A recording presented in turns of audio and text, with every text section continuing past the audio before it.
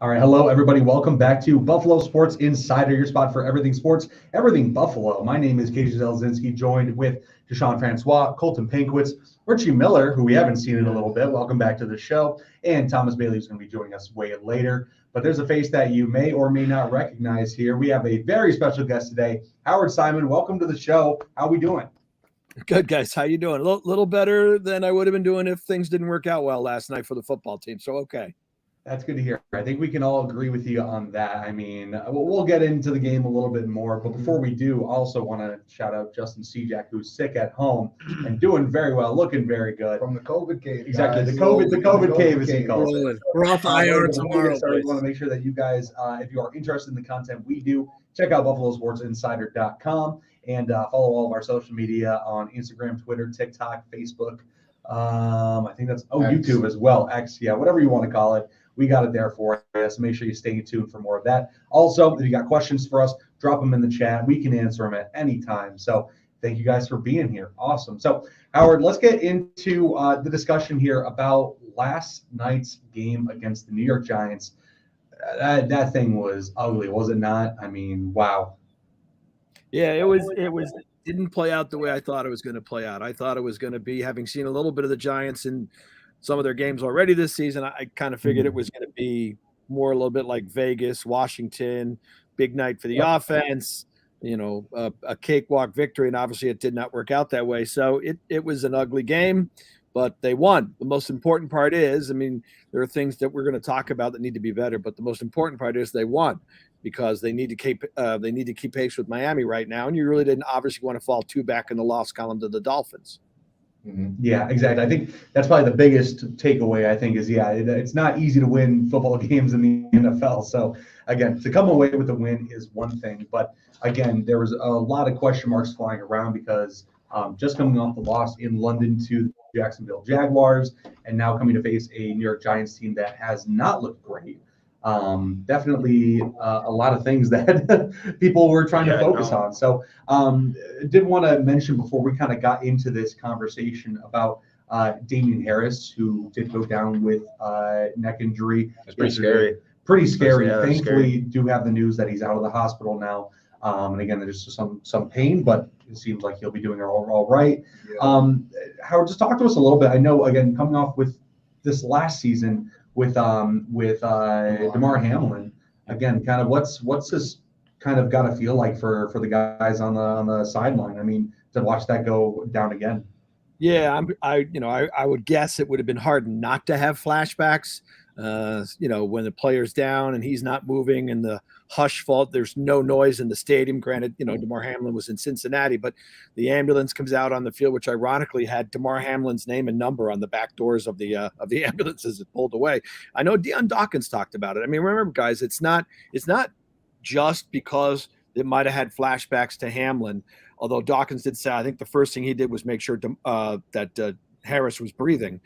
But it's not just that, but it is just when that happens in the NFL. I've learned over the years, it's a brotherhood. It's a tight-knit teams are tight-knit families. And, they all know that, God forbid, their career could end at any moment. It's a short shelf life for playing professional football. And they all know the concerns and the possibilities of serious injuries. But Dawkins talked a lot about, Harris and he's got kids and he's a great guy. I mean, they're thinking about making sure he's okay as a human being. That's the main concern, and not worried about, is he going to come back and be able to play against the New England Patriots? Yeah, I think the word that Dawkins used was PTSD, and it's kind of crazy. We sit here and we watch, and it's a game, but this game has implications in their lives. I mean, these guys. You originally used the word family, and I would use that more than teammates, especially at a professional level. I mean, these guys are a lot of times seeing more of their teammates than their family during the season. They're traveling constantly. I mean, London, New England next week, like that's who they're around 6 days a week. So to see that happen, especially last year, obviously Hamlin, and then this year Harris, and you can't help but have flashbacks. Exactly. And it's to them, like those things start to tie together. Yeah. Again, just thankful to hear the news that he is out of the hospital, and just wishing him a very, very quick recovery, especially with him and his family, and kind of working through that. I kind of want to shift into more of so recapping the game here with the Giants.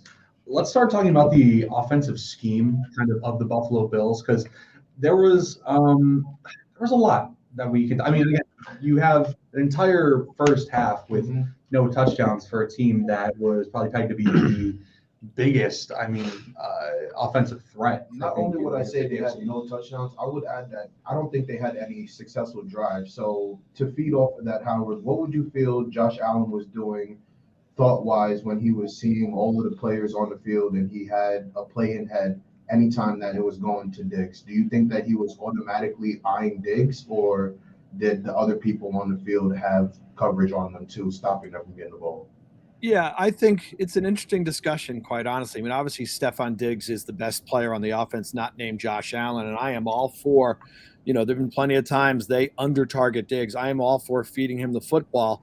But, I mean, having not seen the All-22, I saw maybe a couple of tweets on plays from an overhead view where it looked like other people, I guess, at the game were tweeting about how other receivers were open, but he might have been locking on Diggs. I'll be honest with you. I will not get on Josh Allen for locking on Diggs. He is the best player on that offense at a skill position. And more often than not, if Josh decides Diggs is the way to go, I'm good with that. I think part of the problem, for me, it's less about, was he looking at Diggs too much? I still believe Allen trusts his other guys. It's less about looking at Diggs too much, which to me, again, is not a bad thing. It's, where are the other players? Where are the there's no second consistent threat. Gabe Davis has had some good games. Gabe Davis had a big fumble in the game last night. Dawson Knox's numbers are way down. He seems to be disappearing from this offense. I wasn't thinking when they signed Deontay Hardy and Trent Sherfield, I didn't think they were landing Pro Bowlers, but you thought, give me a little bit more contribution than maybe what the Bills got last year from the third and fourth guys on the wide receiving depth chart. So for me, guys, that's a little bit more troublesome. And that might be, not that Josh is losing faith in other guys, but that might be why he's locking onto Diggs so much, because Diggs is going to make plays for him consistently.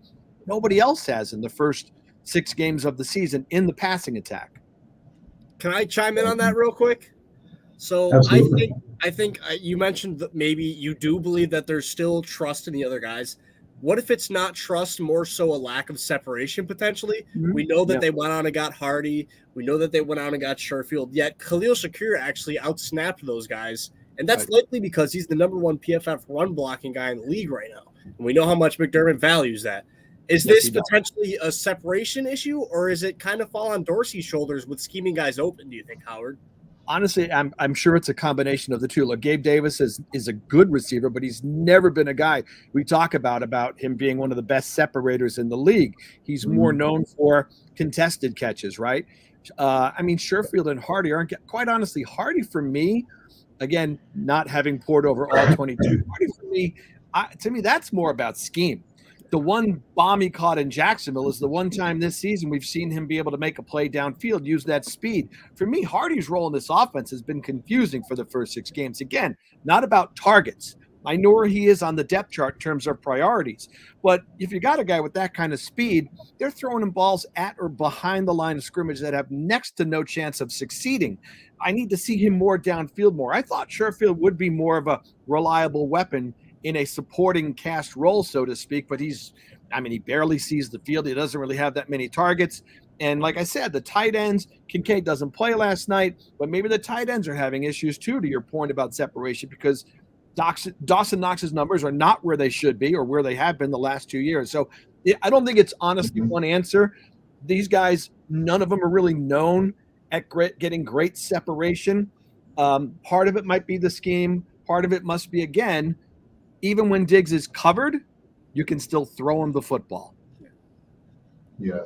Yeah, and I think the one thing that I was really thinking about, again, hearing a ton of people, whether it's over Twitter or calling in on 550, is calling for Ken Dorsey's job with the play calling, and a lot of the argument that pits that is the execution. It's like, which one is it? I'm kind of curious to get your take on it of who's more at fault. Is it more of Dorsey's play calling that's kind of getting this on the separation issue, or is it more just an execution thing, like drop balls, or again, just what do you attribute that to?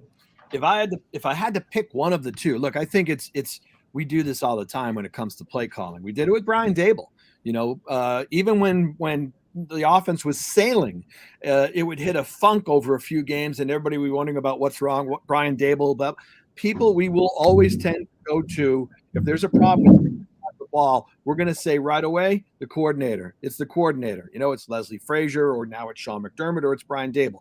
If I had to pick one of the two, honestly, I would go more towards execution and less about scheme. To me, I think, again, how they're using certain guys, what roles they're using. You can make a case they're overdoing the 12 personnel. Like, I think they overcompensated. They always wanted to go to these 12 personnel, right? Well, they went from last in the league in percent of 12 personnel snaps last year to one of the top 5, I think, this year. I guess maybe they're still trying to figure out the identity. Do they want more 2 tight ends, or do they want to see more from Hardy, Sherfield, Shakir, and go more 11 personnel? So I do think some of it's execution. Look, last night, that's not a great Giants pass rush. And yet, Josh did not look comfortable in the pocket. That's not the first game we've said that about him this season. So the line was having some issues. The protection wasn't that great. And I'm sure there was some issues of separating. I would tend to go more towards execution, players. And the Dorsey discussion, to me, I think is a larger discussion about what is the identity of this offense. We know they're a passing team, although in the second half last night, I think clearly at halftime, the head coach went to the play caller and said, run the ball. But we know they're a passing team, but who, how, the personnel. I think they're still hashing through all that stuff. Yeah. Oh, sorry. Go ahead, Richard. I would like to point out an interesting play call in a player that hasn't really been used in the offense this year at all. We've seen some glimpses of him last year in Quentin Morris catching his first catch and touchdown of the year. Mm-hmm. Yeah, I think so. I think again, they have so many weapons to use. You know what I mean? And we talk about this so much. Past Diggs. Davis has been pretty good. Again, his touchdown streak has been snapped. I don't know. It's disappointing. But again, even with the fumble, I totally forgot about that before. Yeah, I want to kind of get into our winners and losers segment. Howard, I know it was a pretty ugly game, but was there anybody you saw that kind of stuck out to you both positively and negatively? On the offensive side specifically? No, it could be either side. Anywhere. Yeah. Okay. Well, look, on the offensive side, the running backs were doing fine, even in the first half when the offense wasn't putting anything up. Yards per carry, some of the runs, they were okay from Cook and Murray. I thought those guys and the running game kind of jump-started things with that first drive in the second half. Diggs is Diggs. Diggs is great. I can't tell you how many times I watch a game and in my head I just keep thanking Brandon Beane for trading for Stephon Diggs. I'll circle back to the topic. There is no such thing in my mind as over-targeting Stephon Diggs. He's a phenomenal playmaker. Defensive side of the ball, I give them credit. I know it wasn't a great offense they were facing, fellas. We know that. But, Dorian Williams turns into a guy who plays, 64, 65 snaps last night, more than held his own.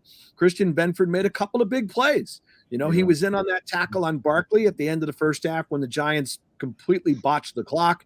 And he breaks up the fourth down pass. I think it was the second to last drive for the Giants in the fourth quarter. So I thought those guys made a couple plays and picking up some slack on a defense that, again, played last night without 3 very important players. Yeah, I think offensively, I loved the idea of the run game, specifically with Latavius Murray. I think that kind of vertical role has to be a part of the offense going forward. And defensively, a lot of high expectations, obviously, in the role of Matt Milano. And I thought Dorian Williams held his own. You're going to make mistakes, and the Bills know that. But to come away without letting up a touchdown, and then also defensively, I thought Teron Johnson was absolutely incredible. I thought he was the best player on the field all night for the Bills. It's funny. I think, it's not really funny. We talk about injury, but it's interesting. If you put together a chart of the guys you did not want to see get injured on the defensive side of the ball, like the most critical players, oh God, not him. As much as we love Von Miller, right? Milano would be the first guy on that chart for me. Trey Wright was the second. And you might put Teron Johnson third. Right? He is another guy who's on the field almost every single snap. He's good in run defense. He's obviously good in coverage. He's over time he's got to become now, I would think, he's one of the best slot cornerbacks, nickel cornerbacks in the league. Maybe we take it for granted, but I think Taron plays an incredibly important role on this defense. I have a question regarding the surface of the run game, Howard. You mentioned how you thought it jump-started the offense. What's the hesitancy there, like waiting until the third quarter to start giving these guys touches, especially for a team who relies a lot on play action? What do you think the philosophy is there? Well, they got touches. I remember looking at the stats. Pardon me while I look for my 13 notes. and 12, I think. Cook got 14 and Murray got 12. No, I wanted to see what they were at halftime because they didn't have a lot, right? All right, so at halftime, Cook has 5 carries for 37 yards. Murray's 3 for 17. Now, that's not a lot. If you care about yards per carry, it's about, though, almost 7 yards per carry. It's 8 carries for your 2 main running backs for 54 yards. Look, at the end of the day, no matter we can talk till we're blue in the face. The identity of this team on offense is to throw the football. It is a passing offense. It should be a passing offense. I'm not one of those guys who gets hung up in a certain number or you got to run to set up the pass. You don't. You have to run for play action to be successful. It doesn't have to be. I'm all for this team looking to pass first and foremost. For me, the run is just give me a threat. Like just be able to provide a complementary role if need be. You build a lead and you want to run it and put it away, great. But, again, even like the Jacksonville game, just give me the possibility of a threat, like a few yards here and there. So I think that was more about the head coach. I think Ken Dorsey is very much so. I have it there. It's a piece of my offense. We're not going to ignore the running game and just throw. But he is going to want to establish the pass, and that's the way they're going to win football games. I honestly believe if it didn't happen, I feel like at some point, McDermott basically told Dorsey, look, we're not doing anything on offense. We need to get something going. He's a big, own the battle up front. He's very much so win the line of scrimmage. They're struggling in pass protection, so he probably said, let's come out here to start the third quarter. Let's try and dominate and win the line of scrimmage. Let's go run the ball. And they were successful on that drive. Exactly. And again, I love the discussion about the Bills.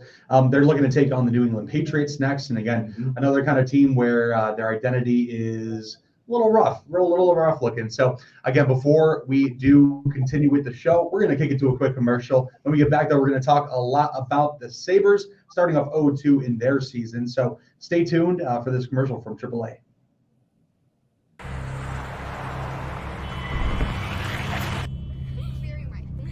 You wouldn't do that. So why do you do this?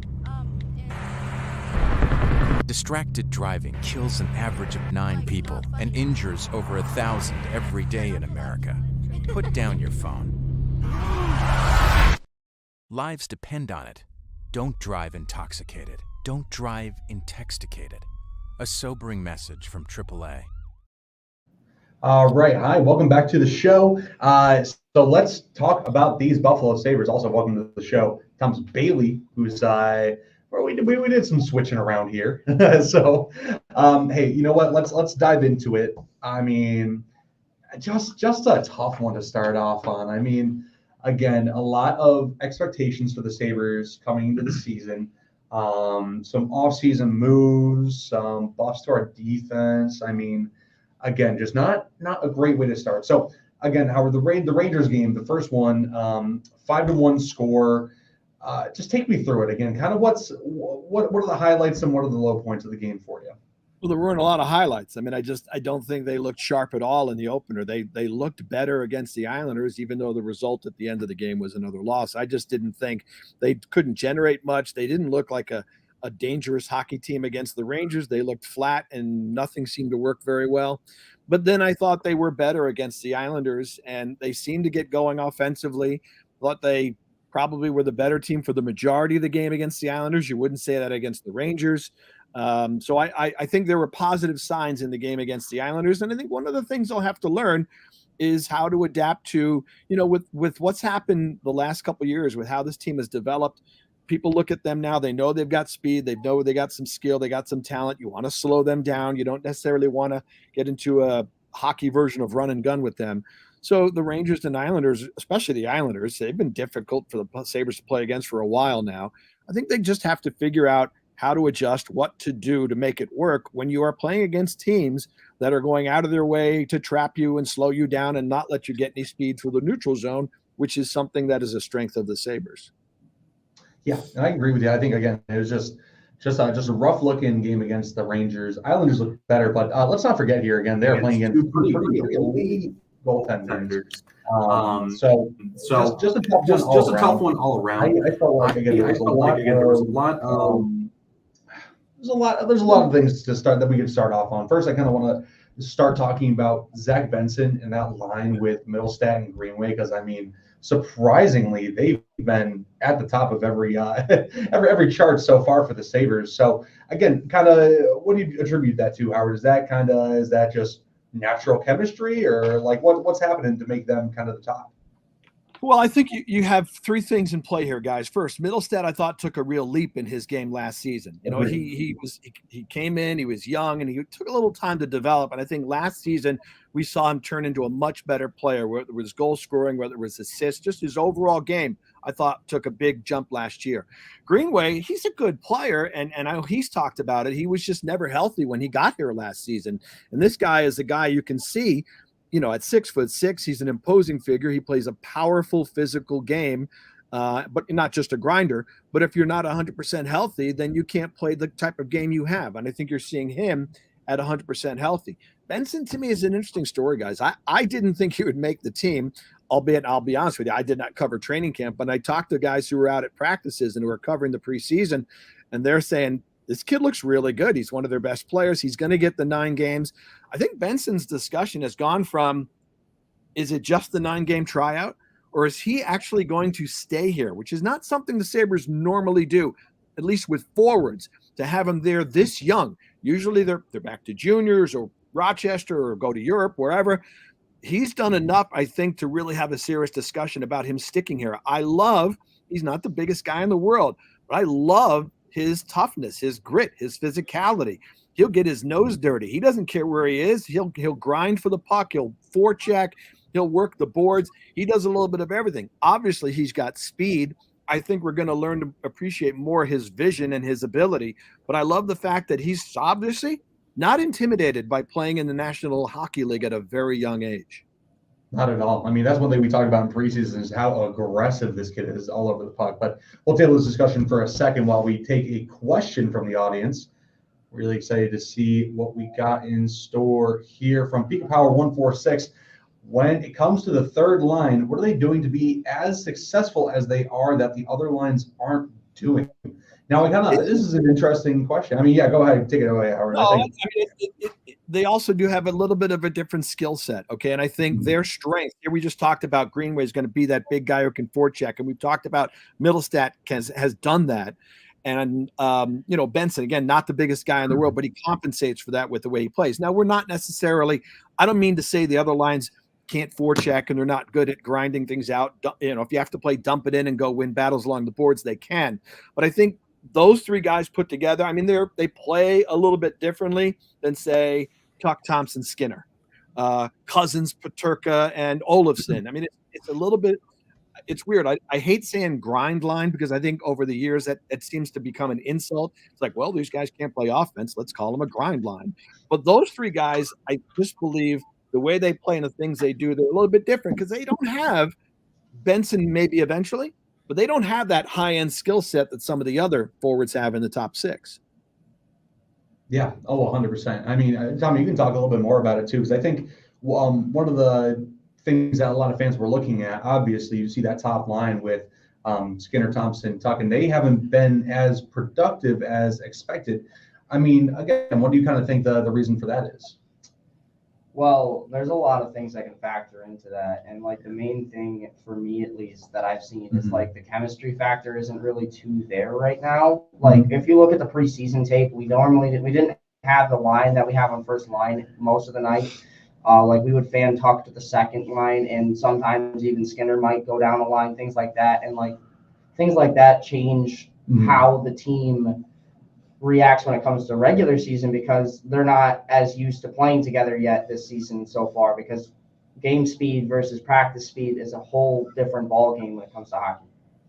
Exactly. Now, I think a lot of these problems that we're seeing from the team, I think it's more attributed to a trip out the gate rather than anything that's really deep rooted. So, I mean, looking forward to the rest of the season. You got a game tomorrow against the Tampa Bay Lightning, who Colton. Yeah, I mean, tell me a little bit about Vasilevsky, and I mean, they haven't had him. For no, it's been former Sabres legend Johansson, and I forget the name of the other guy in that. But either way, they've struggled. I think they haven't had a game so far. They played 3 that they have allowed anything under 3 goals.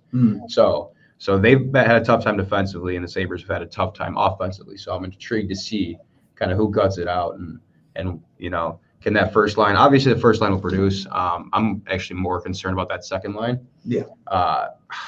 Victor Olofsson looks like he's just floating out there. Cousins hasn't looked great. He's usually a stud defensively. He's a full ice player, but I haven't seen that so far. I know obviously we're just 2 games in, but a lot still to kind of come to fruition. Yeah, I can agree with that. And real quick, kind of before we dive into a lot of looking forward stuff, Howard, did you're familiar with the RJ way, everything that's going on with that? Do you want to talk a little bit more about that and how kind of honoring the legacy of Rick Jeanneret while at the Plaza? I mean, I think it's a fantastic thing to happen.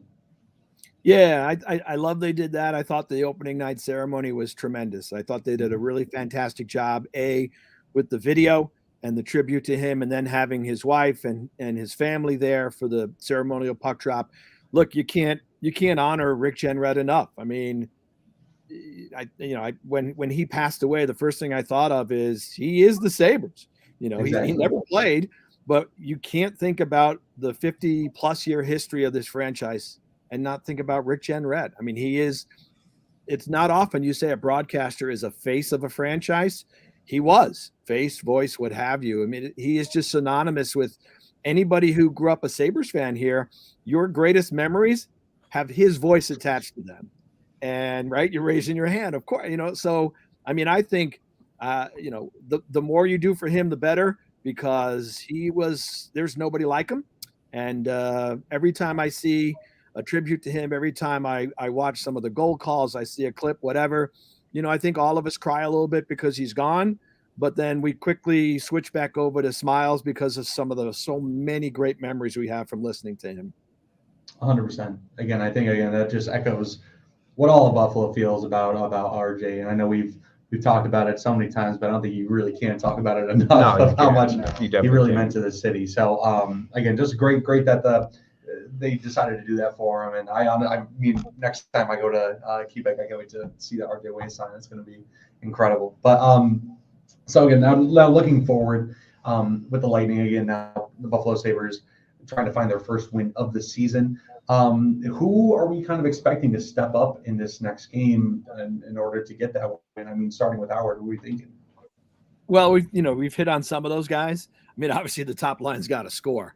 To Thomas's point, I'm not overly concerned about them not scoring. Granato is very patient. He's not going to, I don't think he will, knee-jerk react and break him up. He'll let him play through this. And I think Thomas made a good point. The preseason for hockey, it's a different bird. It's not, even in the preseason for the NFL, as much as we talk about starters not playing or playing very limited, they do get the first stringers in there and they play as a unit.